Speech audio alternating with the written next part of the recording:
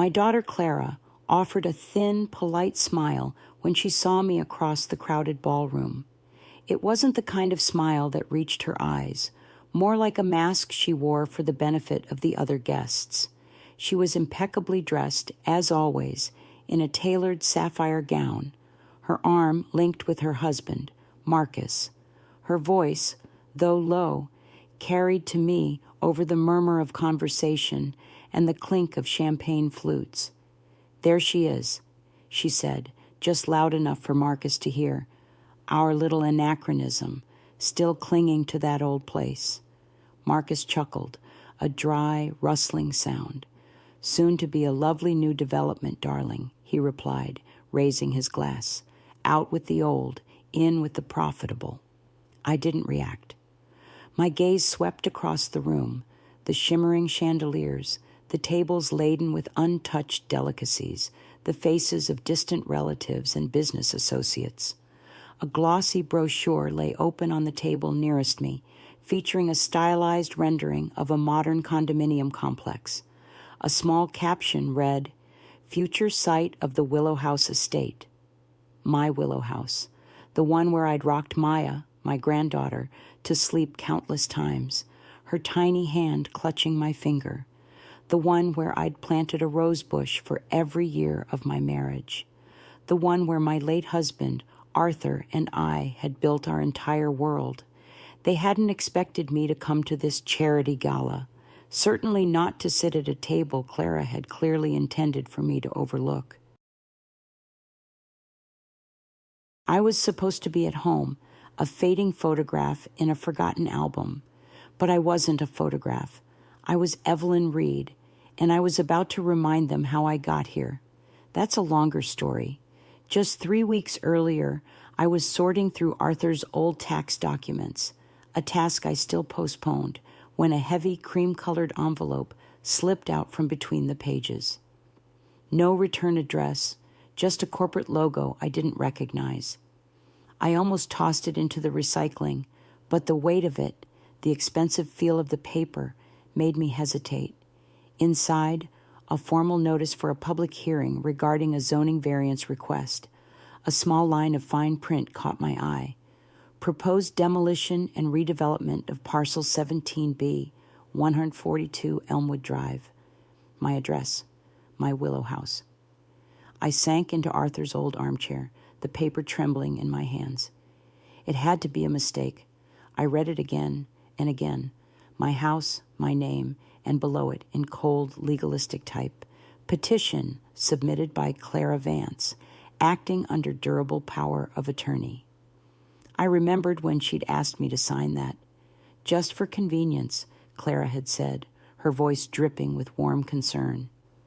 In case anything happens, Mom, and I need to make decisions quickly. Medical stuff, bills, you know. It was just after my knee surgery, a couple of years ago, when I was still a bit fuzzy from the painkillers. I had nodded, trusting her implicitly. She was my daughter. I never imagined she'd use it to dismantle my life. I called her immediately, my voice a tight thread. "Clara, I received something rather disturbing in the mail today." A beat of silence. "Oh," she finally said, a carefully neutral tone. "A notice about a zoning hearing for my house, with your name on it." Another pause, longer this time. "Oh, that," she said at last, her voice now laced with an artificial brightness. "I meant to talk to you, Mom. It's time. That house, it's just too much. You can't possibly keep up with it anymore." "It's my house," I stated, the words feeling foreign and sharp on my tongue. "I know, but it's not safe for you, living alone in such a large space. And frankly, it's an asset that could be doing something far more useful." I could barely draw breath. "Useful to whom, Clara?" She sighed, a sound of exaggerated patience. "Don't make this harder than it needs to be, Mom. You'll have a lovely new apartment at the Lakeside Residences. Everything taken care of, housekeeping, meals, even a little community garden plot. I'm not going anywhere," I said, my voice firmer than I expected. You already signed the power of attorney, she reminded me, her tone hardening. And then, with an infuriating finality, it's done. I didn't sleep that night. I walked through every room of the Willow house like a ghost already haunting my own memories. I touched the worn keys of Arthur's grand piano, a silent sentinel in the living room. I smoothed the embroidered throw on the armchair where he used to read. My life wasn't a liability. My memories weren't a burden to be swept away. The next morning, I made 2 phone calls, one to Mr. Davies, an attorney recommended by an old bridge partner, the other to Ms. Chen, my branch manager at the bank. I had enough tucked away. Not millions, but enough to make a point. And now here I was, sitting in the 5th row of Clara's glittering gala, my best velvet coat draped over my shoulders, my handbag clutched in my lap, watching her smile smugly as the master of ceremonies stepped to the microphone. He started with announcements about other philanthropic endeavors. I waited. Awards for community leaders, pledges for new initiatives, a few polite claps, then a transition to the evening's main event, the future of Elmwood Drive, a vision for modern living. I saw Clara perk up. She leaned toward the front, a triumphant glint in her eyes, expecting a smooth presentation of her plans. Anyone but me. The presenter began detailing the proposed redevelopment, and I raised my hand. Not a paddle, but my own steady hand. The sound in the room shifted, a ripple of confusion. Clara turned sharply, her eyes wide with shock. "Mother?" she whispered, taking a step toward me. But I was no longer the quiet woman who signed forms without reading them, no longer the easy mark. I said nothing. The presenter, flustered, acknowledged me. "Yes, ma'am? Do you have a question?" The Willow house wasn't grand. It didn't have marble countertops or a fancy zip code, but it was mine. Arthur and I bought it in 1978, when we still thought the world was a kind place and forever meant something. I was 28, he was 30, and we had just enough in our savings account for a down payment, our hands trembling with hopeful anticipation. The neighborhood was nothing special back then, a cluster of modest homes with screen doors that slammed in summer and sidewalks that cracked in winter. But it had a sprawling willow tree in the front yard and a porch wide enough for 2 rocking chairs, and that was enough for us. Arthur installed the mailbox himself. It leaned a little to the left for the first 10 years until I finally convinced him to straighten it. "It's charming," he used to say, tapping it fondly. "Like us. We raised Clara in that house. She was born on a crisp October morning, and I still remember the sunlight cutting through the nursery curtains. I sat in that room with her on my chest and thought, this is everything." Her first steps were in the hallway by the linen closet. Her first tantrum was on the kitchen floor over a dropped cookie. Her first heartbreak happened on our front porch, the boy pacing in the yard while she sobbed into my sweater. We built a life in that house. Not a perfect one, but a good one. We patched the roof ourselves when it leaked in '92. Painted the living room a cheerful yellow after Arthur lost his job, to remind us that not everything was falling apart. Planted sunflowers by the fence line the spring after my mother died, because I needed something beautiful to look at through the kitchen window. The years rolled forward. Clara went to university. Arthur passed. I stayed.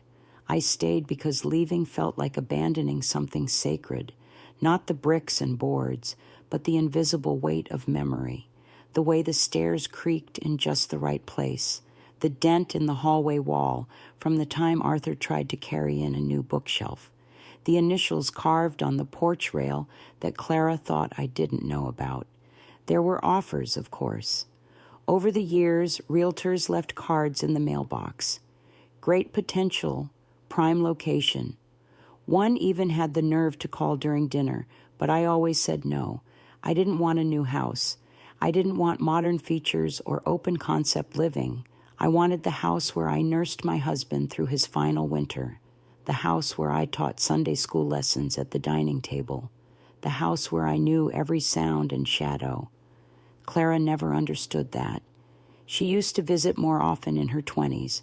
She'd bring artisanal coffee, sit on the couch, kick off her heels, and talk about her burgeoning career.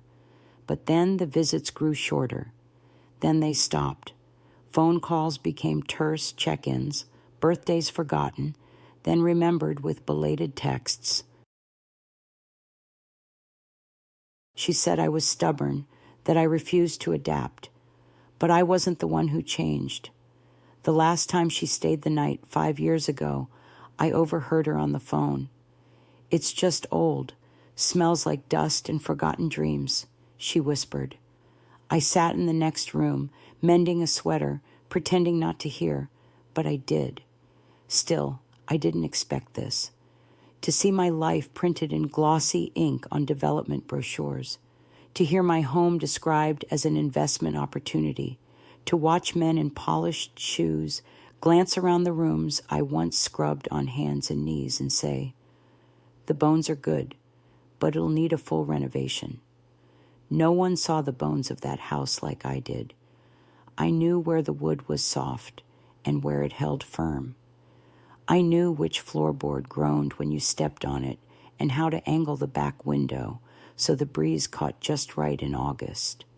I knew which part of the kitchen counter Arthur always leaned on, leaving a worn patch in the laminate. None of that mattered to them, but it mattered to me. The day I learned about the zoning hearing, I sat in the living room for hours, just breathing, listening. The silence of the house was different that day, tight, watching me as if it too had heard the news and was waiting for my answer. I stood up, walked to the corner where Arthur's chair used to be, rested my hand on the empty space. "Don't worry," I whispered. "I'm not letting them take you." I'm not sure if I meant Arthur or the house or something else altogether. That evening, I pulled out the folder marked important, the one I hadn't touched since the year after Arthur died. It had everything: deeds, insurance, a safety deposit box key, and the small ledger notebook I'd kept for decades. Every time I dipped into savings, every time I lent Clara money, I wrote it down. I turned to the last page. There was still enough, maybe not to outbid a developer, but enough to make noise, to make them look at me, to say, "I was here. I built this. You don't get to erase me with a zoning permit, not without a fight." Clara wasn't always like this. There were years, distant, blurry years, when she clung to my skirt at preschool drop-off and cried if I so much as glanced toward the door, when she'd curl up beside me on the couch, her small hand clutching mine, whispering secrets about fairies and monsters under the bed. She used to call me Mama in a voice so soft it could undo me for days. That little girl is gone, replaced by a woman with sharp lipstick and sharper eyes. I still remember the exact moment I realized she had left and someone else had taken her place. It wasn't one of those loud arguments or dramatic scenes. No, it was quiet. That's what made it hurt so much. It was 7 years ago, on a Wednesday. She came over to help with the bills, or so she said. I'd asked her to look over some medical insurance papers. Arthur always handled those things, and after he passed, the numbers started swimming on the page. Clara sat at the dining table with her sleek laptop open, typing and clicking with brisk efficiency, barely looking up. "Mom," she said suddenly without ceremony, "you should really think about selling." I paused. "Selling what?" "The house." I thought I misheard her. She sighed. "It's too much for you. You're living alone in 3 bedrooms, 2 baths, and a yard the size of a small park. It's inefficient, and honestly, it's not safe. Safe. The word lingered like a mosquito. She always hid behind safety, convenience, efficiency, what was best. I told her I wasn't interested, that the house was fine, that I had a system, a rhythm. But I saw it then, the look, that pinched expression that said, "Here we go again, my stubborn, outdated, impossible mother." She didn't argue. She just closed her laptop and said, "We'll revisit this later." And she did.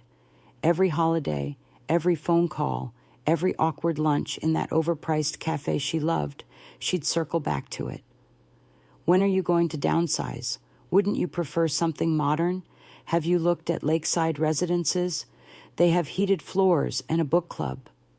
At first, I thought she was just concerned, but over time, her concern began to sound a lot like impatience. And then there were the favors. They started small, a few hundred for a car repair. Then it was help with the down payment on their new house. Then the tutoring fees for Maya, her daughter, always with a promise to pay it back, though nothing ever returned. Still, I gave. That's what mothers do, isn't it? We give and give and give until we're dry bones, smiling politely in the corner, hoping someone remembers we used to matter.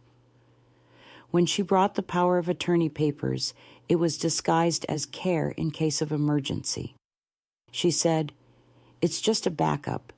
You don't even need to think about it." I should have asked more questions. I should have had someone read it. But I signed. I trusted her. That trust ended the day I found my house on a zoning variance notice. I didn't yell when I called her. I didn't cry. But something in my voice must have shifted because she responded like I was being unreasonable, like I was standing in the way of progress. "Mom, you're being emotional. This is what's best for everyone." Everyone. She said it so easily, as if I wasn't part of that word. She didn't think I'd fight. She thought I'd fold, just like always, nod and smile and retreat into my gardening while they dismantled my life one brick at a time. But something in me, something old and quiet and fierce, woke up. You don't get to erase me.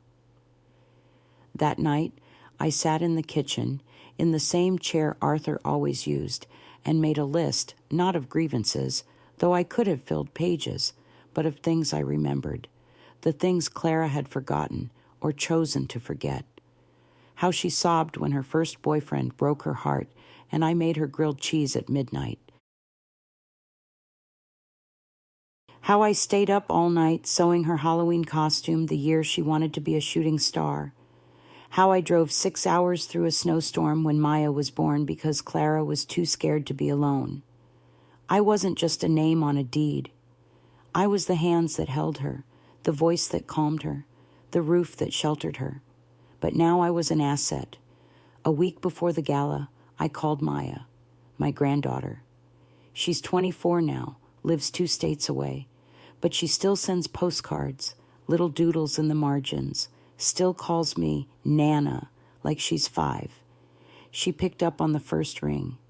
"Nana, you okay? You sound funny." I hesitated. "I just wanted to hear your voice, sweetheart." We talked for 15 minutes about her new job, her rescue cat, a graphic novel she thought I'd like. She didn't know about the zoning hearing. I didn't tell her. Some betrayals are too heavy to pass down. After we hung up, I knew what I had to do.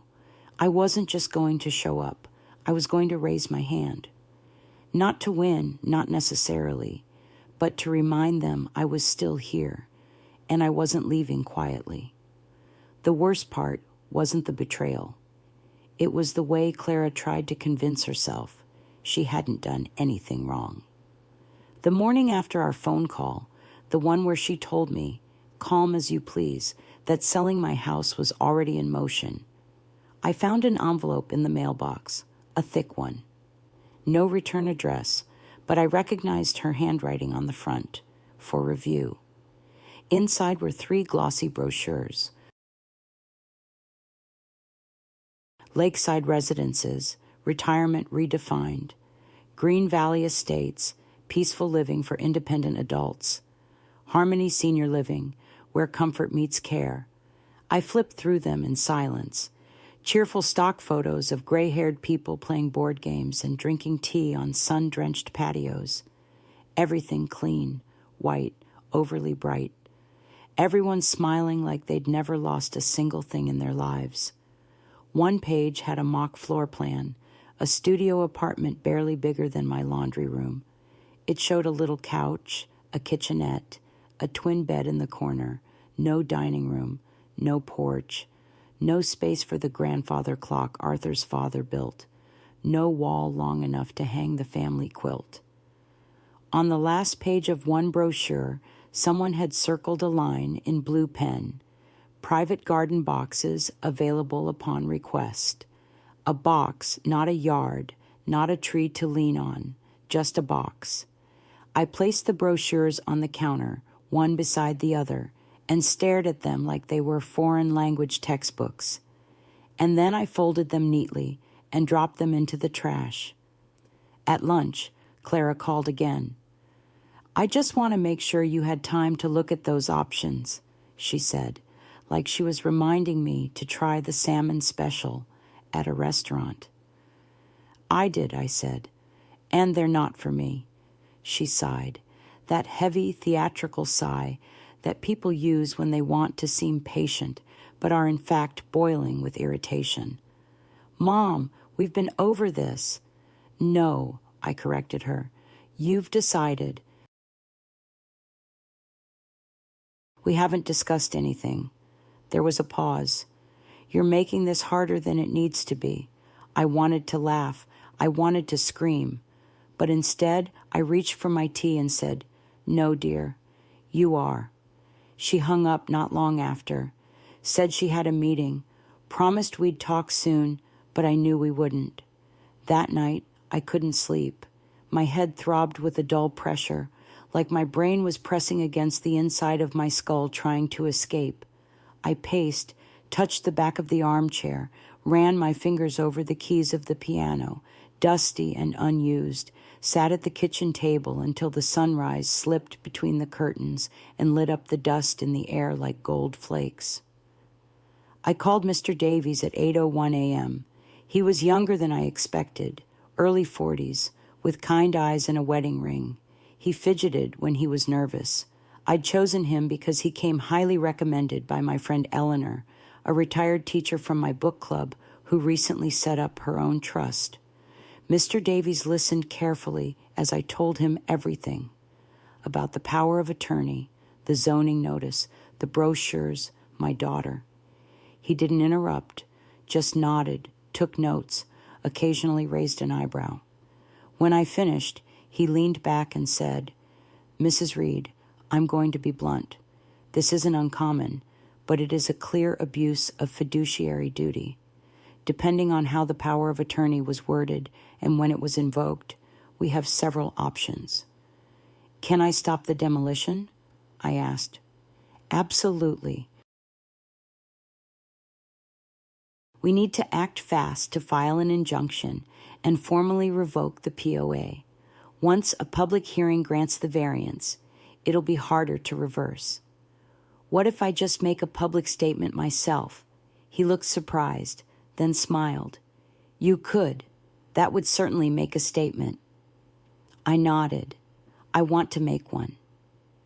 He walked me through the legal logistics, what I'd need to do at the bank, how to authorize a hold on any financial transactions tied to the power of attorney, how to formally revoke it.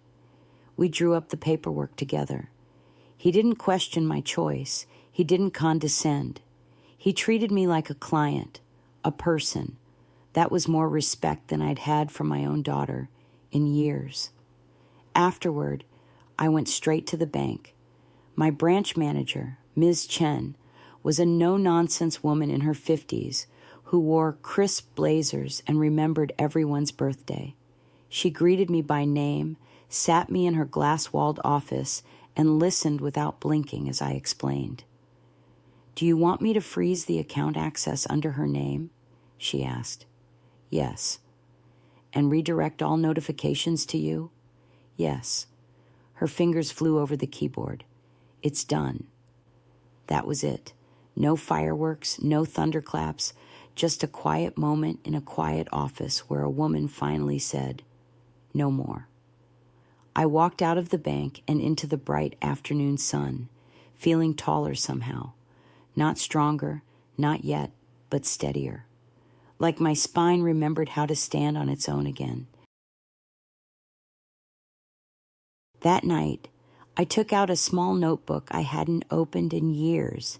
It was blue, leather-bound, a birthday gift from Arthur on my 60th. I used to write memories in it, little things. The first time Maya said, "Nana," what Clara looked like on her wedding day, the way Arthur's hand always found mine under the dinner table. I flipped to a blank page. October 22nd. Today I stopped being afraid. Today I said no, and tomorrow I'll go to the gala. It was Maya who told me the exact time and place, not on purpose. She called the night before the gala, cheerful as ever, talking about her new apartment and the weird neighbor who plays jazz at 2 a.m. And oh, Mom says she's taking tomorrow off for something important. Big family errand, some kind of signing, I think. She was vague. "What kind of signing?" I asked, trying to keep my voice level. "Don't know," Maya said lightly. "She and Marcus were arguing about parking permits or something. You know them. Anyway, I think she's dragging him downtown. She mentioned a courthouse, or maybe the city building. That was enough. She didn't know. Clara hadn't told her what she was doing. I almost felt grateful for that." After we hung up, I sat at the dining room table for a long time. The house was quiet. My cup of tea had gone cold. Outside, the street lamp flickered like it always did after midnight. I imagined her signing papers in a crisp blazer, hair perfect, pen gliding over the lines that would hand my home to a developer. I pictured her laughing at some joke Marcus made, maybe saying something like, "Well, it's just a building. She'll adjust." But I wouldn't. I knew that now. I thought about not going, letting it happen, letting her carry the weight of what she'd done, letting silence be my final reply. But that wasn't me. Not anymore. At 7 the next morning, I dressed carefully. Navy blue dress, the one with the simple pleats and the small pearl buttons. The same dress I wore to Arthur's retirement dinner. The same one I wore when Clara won her first science fair. The same one I almost threw away, but didn't. I pinned my hair up, added a touch of lipstick, not for them, for me, and I packed a folder, bank documents, identification, a letter from Mr. Davies, just in case. I wasn't going there to make a scene. I was going to be present, to stand in my truth. The gala was in the old municipal building on Ashbury Street. I hadn't been there in years. Not since Maya's high school graduation, when they held the ceremony in the same room. It looked smaller now, round tables draped in linen, a podium at the front, a projector screen glowing faintly with the words, "Riverville Development Project, Elmwood Drive." I walked in, heart steady, and then I saw her, Clara, sitting in the second row, her tablet in one hand, phone in the other, Marcus beside her, flipping through a catalog. They were whispering, smiling, confident, comfortable. She didn't notice me at first. I found a seat in the 5th row, set my folder on my lap, crossed my ankles, waited. More people trickled in. A few in suits, a couple that looked like investors, cheap shoes, quiet chatter, an older man with a notepad and a press badge clipped to his shirt. Then the master of ceremonies stepped up. "Good evening, folks. We'll begin shortly. Please make sure you have your programs. I held mine in both hands. The room settled. And then Clara turned, saw me. Our eyes met. She blinked once like she wasn't sure I was real. Then her face changed. Not panic, not yet, but discomfort, a tightening around the mouth, a flicker of something behind the eyes. She nudged Marcus, murmured something. He turned too, looked at me, and frowned. I didn't move. I just sat there, upright, composed, ready. Let her wonder. Let her sweat. Let her feel finally what it was like to be seen. There's a particular kind of silence that happens just before a public presentation begins. It's not the silence of reverence or nerves. It's the silence of calculation. People glance at each other sideways, mentally measuring influence, confidence, territory. I'd never been in a room like that before, but I recognized the energy. It was the same one I used to feel in the PTA meetings when Clara was in middle school. The mothers all subtly posturing, pretending they weren't competing while doing exactly that. The master of ceremonies, a man in his 60s with a tan too orange to be natural, cleared his throat into the microphone. Let's get started. First, a few words about our esteemed benefactors. I listened carefully, not to the platitudes, but to the people. One man always clapped first. A woman in the third row always laughed after a joke. The investors at the back barely moved, but jotted things down furiously. Clara didn't participate once. For the first few segments, she just watched. She wasn't here for anything else, only the house. She was waiting.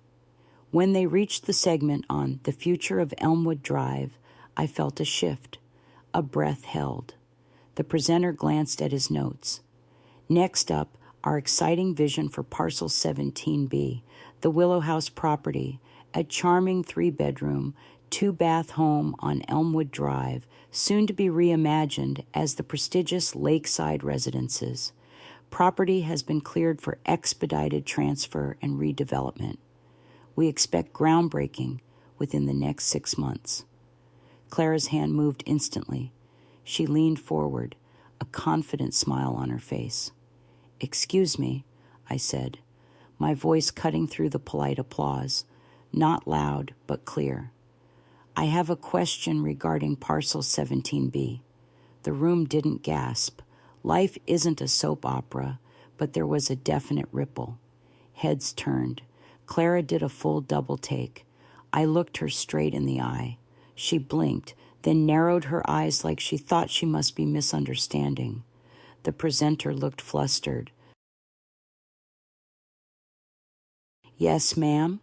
Could you state your name and your connection to the project?"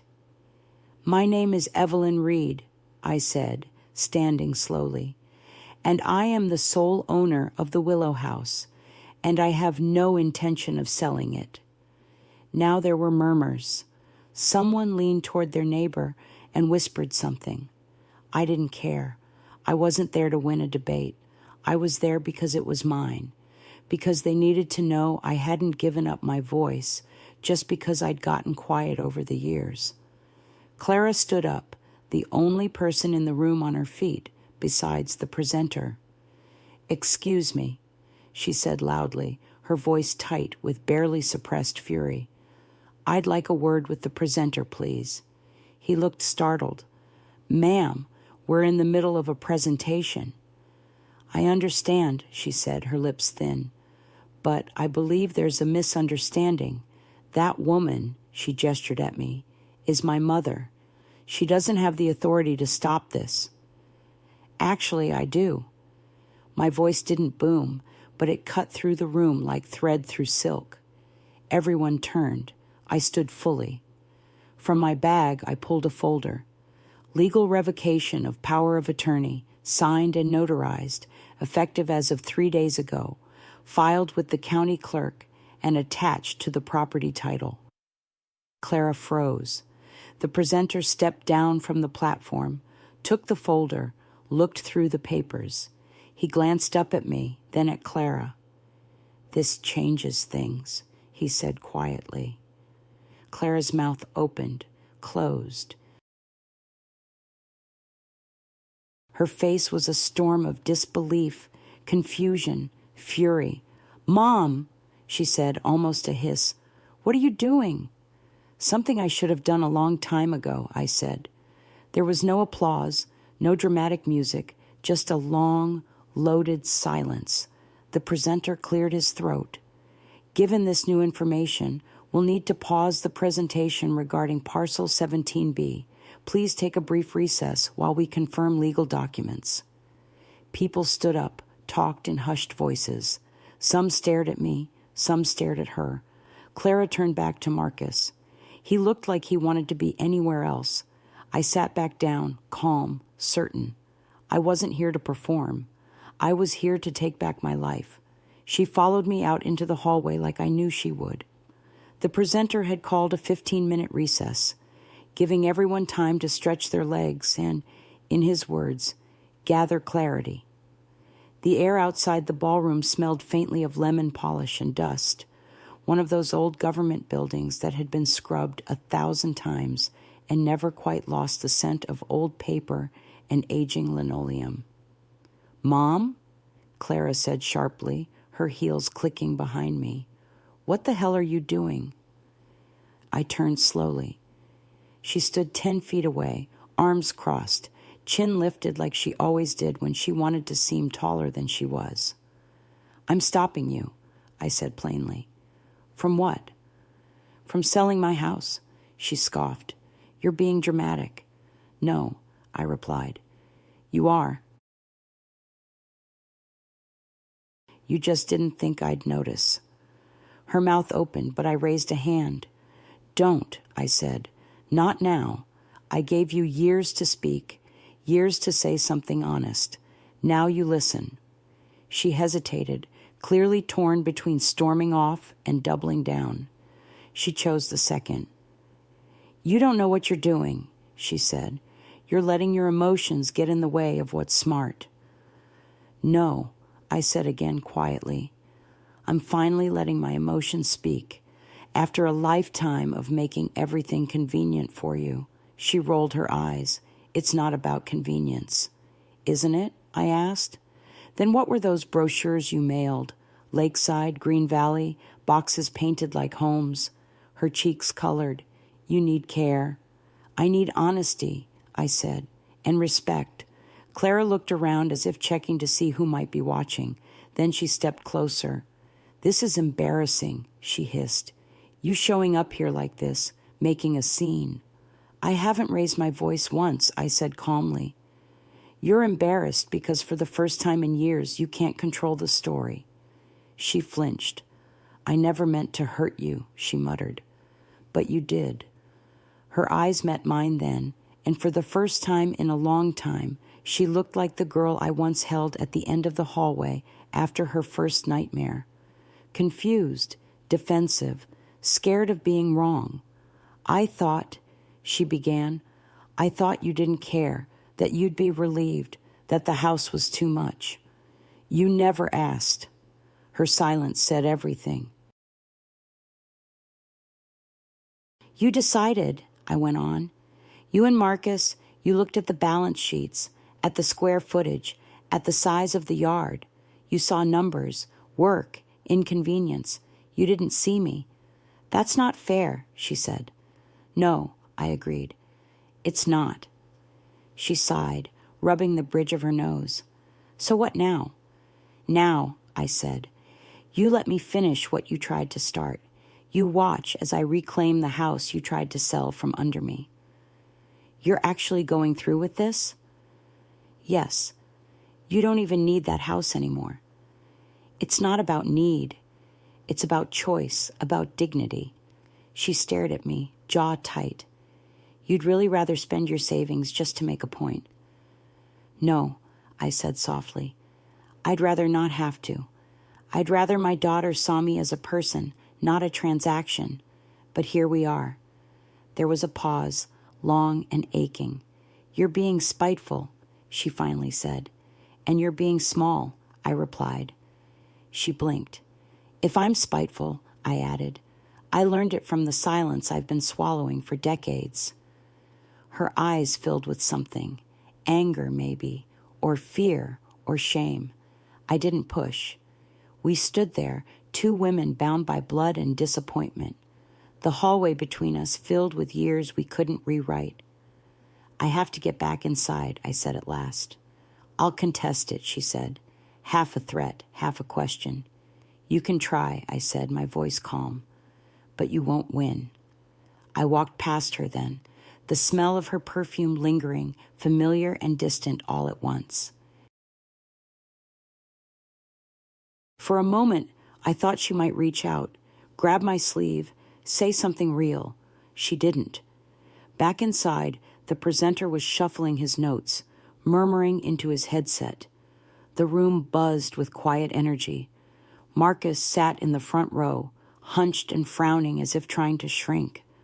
I returned to my seat. My folder still lay neatly in my lap. When the presenter looked up, his eyes met mine. He gave a tiny nod. Regarding Parcel 17B, he said, voice regaining its rhythm, we are postponing any further discussion or action pending legal review of ownership rights.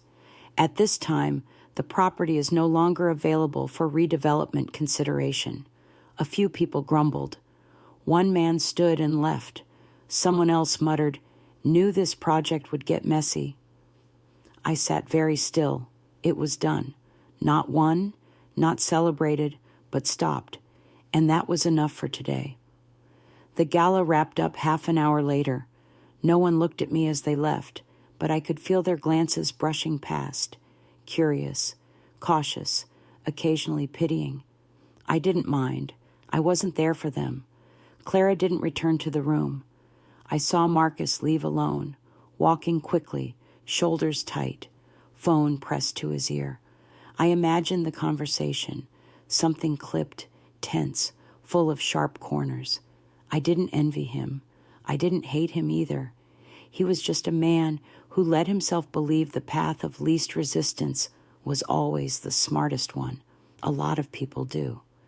When the room emptied, I remained in my seat. I needed a moment. Not to rest exactly, but to sit with what had happened, to feel it, not just survive it. The presenter approached, folding his clipboard under one arm. Mrs. Reed, he said gently. Miss, I corrected him. I never changed it. He smiled, nodded. Miss Reed, I reviewed the paperwork with our legal consultant. Everything's in order. The revocation stands. And with no valid POA in effect, your property cannot be sold or redeveloped without your explicit consent. I know. I imagine this hasn't been an easy day. No, I said, but it was a necessary one. He hesitated. I've seen a lot of families come through here. Most don't say a word, just sign, nod, move on. But what you did today? He shook his head slightly. It mattered. I didn't reply. There wasn't anything to say. He left me with a quiet nod, and I sat a while longer, hands resting on the folder in my lap. I had won something, though it didn't feel like triumph. It felt like standing alone in the middle of a once crowded room, finally holding your ground, only to realize how much space silence can take up. When I stepped outside, the sun had shifted. Afternoon light, softer than before, filtered through the branches of the sycamore trees lining Ashbury Street. I walked slowly to the parking lot, and there she was, Clara, leaning against her car, arms folded, sunglasses pushed up on her head like she'd forgotten they were there. She wasn't angry anymore, at least not outwardly. She looked tired. Done? She asked. Yes, I said. I thought maybe you'd leave through the other door. I don't use side exits anymore. That brought the faintest twitch to her lips. Not quite a smile, but close. I didn't think you'd actually show up, she admitted after a pause. That was the idea, wasn't it? I said. Count on me fading quietly. She didn't argue. I told myself I was helping, she said eventually, doing the responsible thing, planning ahead. You were planning for your convenience. Maybe, she admitted, but I also thought you wouldn't fight it, that maybe you'd even be relieved. I looked at her for a long moment. You stopped asking me what I wanted a long time ago. Her face tightened. You stopped telling me. I hadn't expected that. And for a second, I saw her not as the woman who'd tried to erase me from my own home, but as the child I once raised, still looking for an explanation, still waiting for something soft. Maybe we both forgot how to talk, I said quietly. Clara looked away. It's easier to make decisions when you pretend the other person won't argue. It's easier to pretend love looks like protection, even when it's control. She nodded slowly. So now what? I go home, I said, and you decide what kind of daughter you want to be next. She flinched, but didn't walk away. I'm not asking for money, I added. Not for visits, not even for apologies. I just want you to stop managing me. Clara exhaled. You always made it so easy to step in. That's what mothers do, I said, until one day they can't or won't. We stood in silence, the kind that didn't ask to be filled. Finally, she stepped aside. Let me know when you get home. I met her gaze. Why? So I know you're safe. It wasn't enough, but it was something. I nodded once, got into my car, and drove home. The gate squeaked like it always had. A small sound, metal against metal, barely noticeable to anyone else. But to me, it was a kind of welcome. My Willow house had a language of its own. That soft moan of the porch steps, the tick of the hallway clock that was never quite in sync, the faint whistle of wind against the upstairs window when the weather turned. I knew them all. I'd memorized them without meaning to, like the lines on my own palms. I stepped through the front door and closed it gently behind me. Home. I hadn't realized how deeply I'd braced myself until I was back in that quiet space, until I felt the weight between my shoulder blades begin to ease, like a breath I'd been holding for too long finally released itself.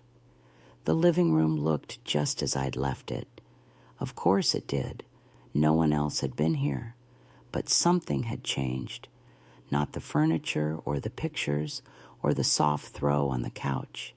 No, it was in me.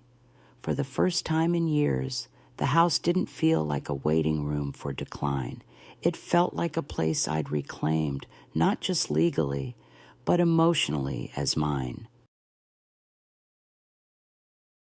I kicked off my shoes and walked into the kitchen. The late afternoon sun spilled across the tile in thick amber streaks. I put on the kettle, then leaned on the counter, listening to the water begin its slow climb toward boiling. In the corner, a spider web stretched between two wooden slats on the pantry door. I smiled. Maybe tomorrow I'd clean it. Or maybe I wouldn't. That choice was mine now. I poured my tea and took it to the dining room where the stack of legal papers still sat. I hadn't touched them since the day I'd gone to the lawyer. I opened the folder now and laid the documents out like a small ceremony. The revocation of power of attorney, the notice of asset protection, the pending trust account, still waiting on a final signature. And then the paper that meant the most to me, a revised will. My old will had been written a decade ago. Arthur had still been alive then. Everything was to go to Clara, with small mentions of Maya tucked at the bottom. Now things were different. I had left the Willow house to Maya. Not out of revenge, not to spite her mother, but because Maya still called, still sent postcards, still said, "I love you," without wanting anything in return. She saw me. That was enough. The rest of my savings I'd divided, some for Maya, some for a women's literacy fund at the local library, and a portion for myself, structured so that no one, no matter how close, could access it on my behalf again. It wasn't about money.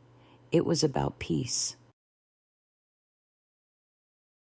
I gathered the papers, returned them to the folder, and slid it into the bottom drawer of the secretary desk, locked it. Then I picked up the phone. Maya answered on the second ring. "Nana," she said, "you okay?" "I am," I said, smiling.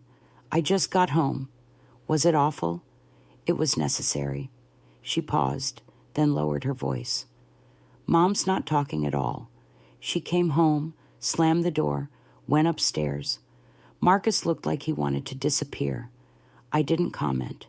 I don't know what happened," Maya said, "but whatever it was, I think it shook her." "It should," I said gently. She didn't tell me anything. I just knew something was wrong.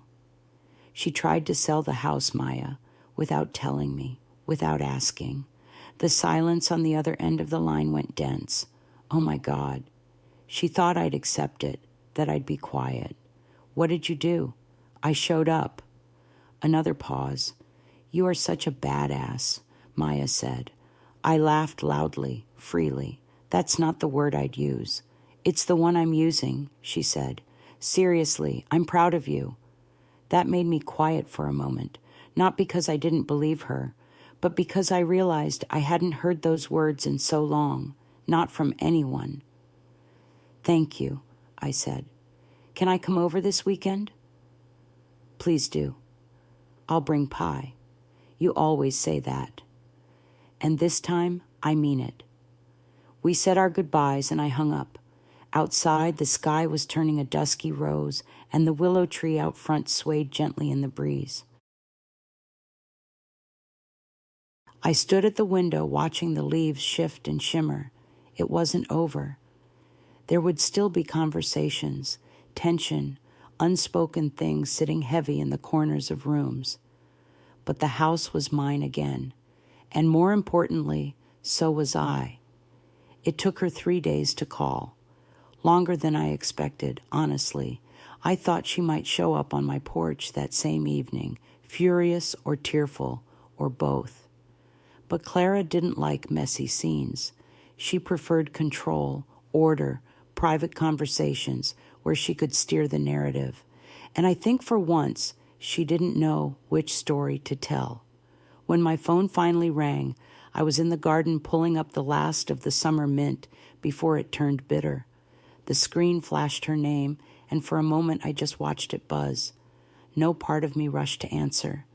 I finished what I was doing, wiped my hands on my apron, and only then picked it up. "Hello?" A pause, then, "Hi, Mom." Her voice was different, flat, cautious. "I didn't think you'd answer." "You thought right." She sighed. "Look, I know things got complicated."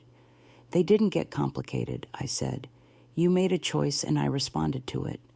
Another pause. "I didn't mean for it to go that far." "Yes, you did." She bristled. I could hear it in the breath she didn't take. "You don't know what it's like," she said suddenly, trying to juggle everything. Work, family, the constant pressure to keep everyone afloat. "I wasn't trying to hurt you. I was trying to make things easier." For whom? Her silence was the only answer I needed. I sat on the back porch step, phone to my ear, the garden still fragrant with damp earth and mint. Somewhere nearby, a neighbor's wind chime offered a soft, uncertain melody. "You stopped seeing me as a person," I said. "I became a project, a liability, something to handle." "That's not true." "Isn't it?" I asked quietly. More silence. "I know I didn't ask for help often," I said. "I let you think I was fine when I wasn't.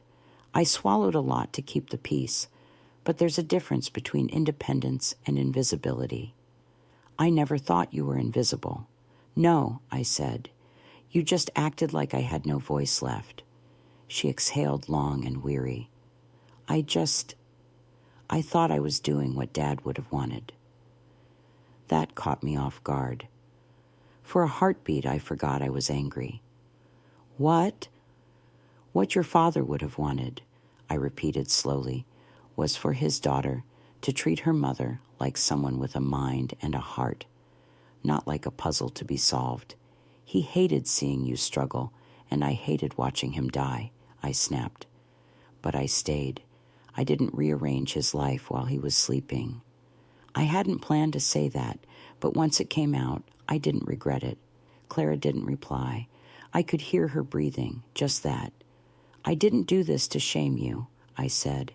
I did it because I refused to be erased. I know. I waited. I'm sorry, she added finally. And it wasn't much, but it didn't sound rehearsed. Good, I said. Now act like it. She let out a soft laugh. Surprised, maybe a little wounded. I'm not giving the house back to you if that's what you're calling about. I know. I changed the will. She was quiet. Maya gets it, I said, and I'm moving my savings to a protected account. No one gets to touch it unless I say so. I get it. I don't think you do, I said more gently this time. But maybe you will. She cleared her throat. Maya told me you're having her over this weekend. Yes. She's closer to you than she is to me sometimes. That's not an accident. I didn't say it to hurt her. I said it because it was true. You can come too if you like, I added after a moment. If you're ready to listen, not manage. Clara didn't answer right away. I'll think about it, she said finally. That's all I ask. We ended the call not as friends, not as mother and daughter the way we used to be, but as two women who understood that something had been broken and that it might never return to its original shape. But maybe, just maybe, something else could be built in its place. I stood, brushed dirt from my knees, and went back to the garden. Maya arrived just after noon on Saturday, her arms full of bags, and her smile too wide for someone who'd just driven 2 hours in the rain. I opened the door to the smell of wet pavement and cinnamon. Don't panic, she said, stepping in. I brought pie, and yes, I actually made it this time. Then we'll both be surprised by how it tastes. She grinned, kicked off her boots, and hugged me tight and warm, and lingering just a second longer than usual. I felt it in that hug, the weight of the week, the undercurrent of worry, the small relief of presence. We moved through the kitchen like we always had. She set the pie on the counter. I poured the tea. Neither of us mentioned the GALA or CLARA or the quiet echo of what had nearly been taken. Not right away. But when we sat down, napkins unfolded and plates full, she looked at me and said, She told me a little. I didn't ask who she meant. I just nodded. She didn't defend it, Maya added. She just said you'd made your position very clear. I did. She looked shaken. She should be. Maya hesitated. I think she believed it wouldn't matter, that you'd let it go. She's believed that for a long time. We ate in silence for a while. The pie was surprisingly good, flaky, not too sweet, just the way I liked it. When Maya caught me nodding at the crust, she grinned. See, she said, I'm evolving. I'm proud of you, I said, and I meant it more than she probably realized. She leaned back, tea in hand. You changed your will. I did. You don't have to explain. I want to. I said, it's not because I love you more. It's because you show up. Because you see me, and because I want this house to stay with someone who understands what it means. Maya's throat moved as she swallowed hard. She didn't cry, but her eyes went soft. I'll take care of it, she said, when it's time. I know. We cleared the table together the way we always had. She dried the dishes while I wiped the counters. Outside, the rain had slowed to a drizzle, soft as breath. And then the doorbell rang. She froze. I didn't invite her, Maya said quickly. She just said she might stop by. I nodded once, then walked to the door and opened it. Clara stood on the porch, coat damp at the shoulders, envelope in hand. I won't stay, she said. I just came to give you this. I took it, unsealed. Inside, a single page, her signature, finalizing the trust. I also removed myself from all account access, she added. You won't need to chase that down. Good, I said. She hesitated, then added, I'm not asking for a seat at the table, but I'm trying. I studied her face, the tightness, the flicker of shame behind the eyes. You can come in, I said, but only as a guest. She nodded, and for the first time in years, she crossed my threshold, not as someone with expectations, but as someone who finally understood the weight of the door she'd once tried to close behind me. She didn't stay long. Clara sat on the edge of the living room armchair, legs crossed, hands folded too carefully in her lap, like she didn't know what to do with herself in this house anymore. She accepted a cup of tea from Maya with a quiet thank you and barely sipped it. I watched her eyes move across the room, the fireplace mantel, the framed photographs, the quilt over the back of the couch. Her gaze lingered on a photo of Arthur, holding Maya as a toddler, both of them mid-laugh. This place hasn't changed, she said, almost to herself. It didn't need to, I answered. She looked at me then, not sharply, not defensively, just looked. I used to think that meant you were stuck, she said, that you were afraid to move forward. And now I think maybe I didn't want to see what you were holding together here, because if I saw it, I'd have to admit I was letting go of something too quickly. Maya shifted in her seat but said nothing. She knew better than to interrupt. Clara set her tea down. I don't expect forgiveness, Mom. I'm not offering it, I replied.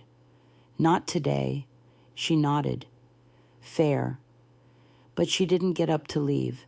She stayed, awkward in her stillness, as if waiting for something neither of us knew how to name.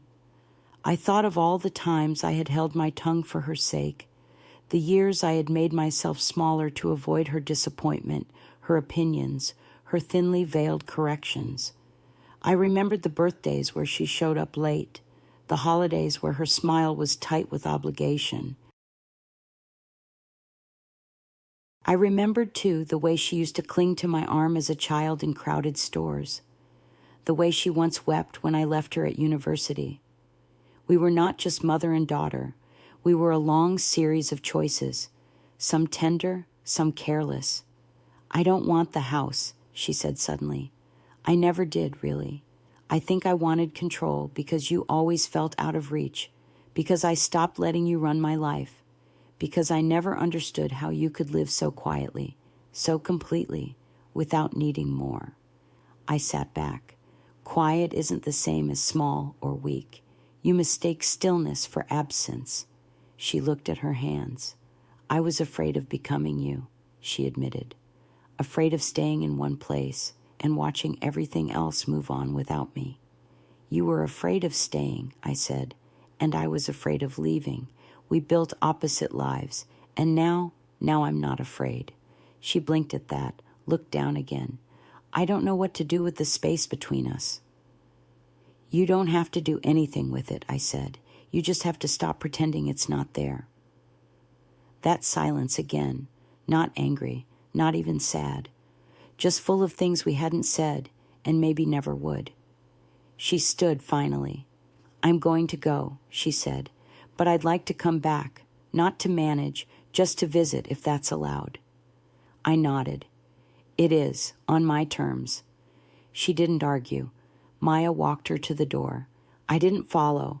I listened to the soft exchange between them. No raised voices, no tension, just the sound of goodbye. When Maya returned, she carried the teacup Clara had barely touched. She rinsed it without a word. Do you think she'll mean it? she asked finally. About coming back. I think she's trying. That doesn't fix it. No, I said, but it's a beginning.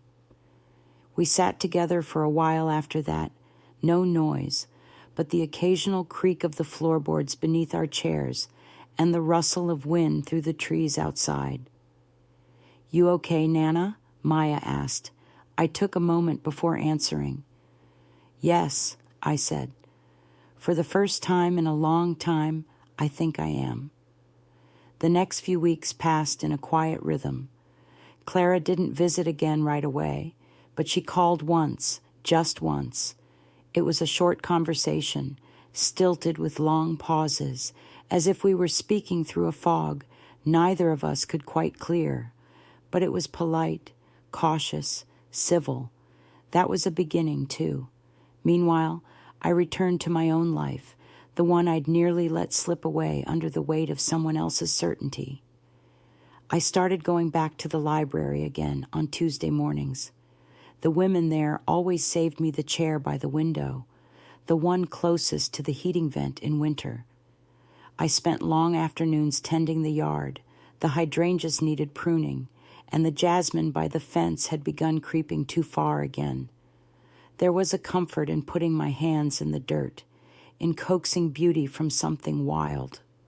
It reminded me that I still had time, still had power, still had the right to tend what was mine. I even started baking again. I'd stopped for a while after Arthur died, just one of those little things that felt too quiet without someone to share it with. But now I made scones on Sundays, the kind he used to love.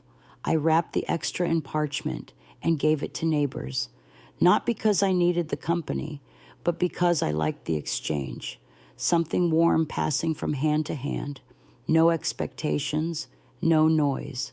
Maya came by most weekends. She didn't always stay long. She had a life, a job, her own apartment filled with plants and chaos, but she always came. She brought stories, laughter, sometimes her laundry. I didn't mind. One Saturday, she brought a book with her. You should read this, she said, placing it gently on the coffee table. The main character reminded me of you. I looked at the cover, a woman on a porch gazing out at an open field. She doesn't do much, Maya added, but somehow everything changes around her. I smiled. Sounds familiar. We didn't talk about Clara much. Sometimes Maya would mention something, an email, a conversation, a moment of frustration, but she never tried to explain her mother's choices. I appreciated that. It wasn't her burden to carry. Still, I knew she was watching both of us, quietly hoping. One afternoon, as we sat on the porch sipping tea, she asked, "Do you miss her?" I didn't answer right away. "I miss what I thought we might have," I said. "But no, I don't miss being managed." "Do you think she'll ever change?" "She already has, just not in all the ways I wanted, and that's okay." Maya nodded, thoughtful. "I think she's scared of becoming you." She told me that, but I think she's even more scared of ending up alone. "She's not alone," I said. "Not if she learns how to be honest." I didn't say it out of malice. I wasn't trying to sound wise or distant. It was just the truth. That evening, after Maya left, I sat at the piano. It had been years since I'd played. My fingers moved slowly, uncertain at first, as if the keys were testing me back. But then something settled. Muscle memory, maybe, or just a small, unexpected joy. The melody was simple, old, something Arthur used to hum without realizing. I played until the light outside turned amber, then blue, then disappeared altogether. The room was quiet again, not empty, never empty, but filled with a kind of peace I hadn't known I was still allowed to feel. And for the first time in months, I didn't think about what might be taken next. I thought about what I still had. The letter came in the middle of November, a simple envelope. no return address. Clara's handwriting, neat, familiar, too formal. I sat at the kitchen table before opening it, the way I always had with her letters when she was younger. Back then, they'd come from summer camp, from university, from early work trips. Little updates, scraps of her life sent home to be held. This one felt heavier. Inside, 2 pages, handwritten, not typed. The first line read, "I didn't know how to say this aloud." I read it slowly. No part of me rushed. She didn't make excuses. That surprised me. She wrote about fear, about watching me age and not knowing what to do with it, about control as a reflex, a substitute for closeness, about how she'd convinced herself that taking charge was the same as showing care. "I think I forgot that you had a life before I was born," she wrote, "that you knew things long before I ever stood on my own feet. Somewhere along the way, I stopped looking at you. I started managing you like a task." She wrote about the Willow house, not just the sale, but the memories, the walls where she'd hidden crayon drawings, the staircase where she once sat crying after her first breakup, the kitchen where I'd taught her how to crack an egg without getting shell in the bowl. I thought selling it would protect us from the mess of aging. I see now. It would have erased everything. There was no dramatic apology, just a quiet kind of reckoning. Near the end, she wrote, "I understand if you don't want me back in your life the way things were. I only ask that if there's space, maybe we can build something new. Not mother and daughter the way we used to be. Just 2 women trying not to disappear." I folded the letter carefully, smoothed the creases, set it on the table, and stared at it while the kettle warmed. She hadn't asked for forgiveness, and I respected her for that. What she offered wasn't a fix. It was a door cracked open, an invitation without pressure. That evening, I walked the yard, bundled in my coat, hands in my pockets. The leaves were nearly gone now. Bare branches reached into a sky the color of ash. The cold made everything quiet in a different way. Not like summer's peace, but like winter's pause, a stillness before change. I thought about how long I'd carried the silence between us, how much weight that silence had gathered over the years, every missed birthday call, every unspoken hurt, every sigh I'd swallowed, and how one letter, 2 pages, had begun to loosen its hold. I didn't know what would come next. I didn't know if we'd ever be what people called close. But I knew one thing. She saw me now, not just as a mother, not as a woman in a house she no longer understood, but as a person with boundaries, with breath. That was something. The next morning, I wrote her back. Just 1 page. I told her I got the letter, that I believed her, that I was willing to try, not to forget, not to return, but to begin again from where we were, honest, equal, grown. And then I added, "If you ever want to come back to the Willow house, the door is open, but you walk through it as my guest, and you leave your clipboard at home." I signed it with just my name, no mom, no title. Then I slipped it into the envelope and mailed it. The air was cold on my cheeks when I stepped outside, but it didn't feel harsh. It felt clean. She came again in December. No warning, no fanfare, just the sound of her car pulling into the drive, the low crunch of tires over cold gravel. I watched from the window as she stepped out, scarf wrapped tight, hands bare despite the wind.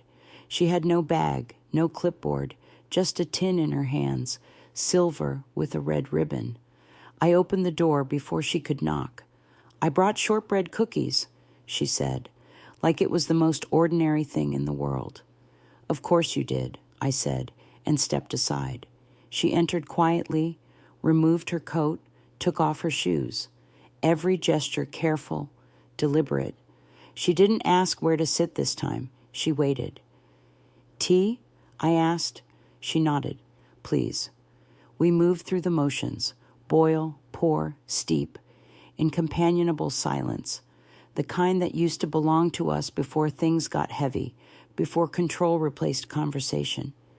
In the living room, she set the tin on the table, but didn't open it. I read your letter 3 times, she said finally. I didn't know one page could hold so much. You used to say the same thing about recipes. She smiled, a small one, but real. I didn't expect you to answer. You didn't expect a lot of things. She winced, nodded. No, I didn't. We sipped our tea. The house was warm, the light outside a soft gray, the kind of afternoon that pressed everything a little closer together. No noise but the hum of the radiator and the faint sound of wind through bare trees. After a while, she leaned forward and opened the tin. They're from your recipe, she said. I had to dig through old notebooks to find it. I took one, broke it in half. The scent, butter, vanilla, a hint of almond, rose up like memory.